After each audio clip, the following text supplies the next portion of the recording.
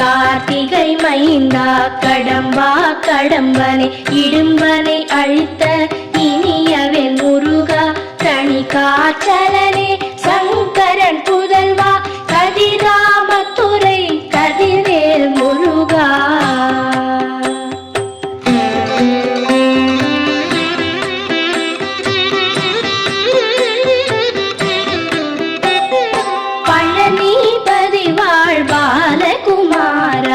ஆவினன் குடிவாழ் அழகிய வேளா செந்தின் மாமலையுறும் செங்கல்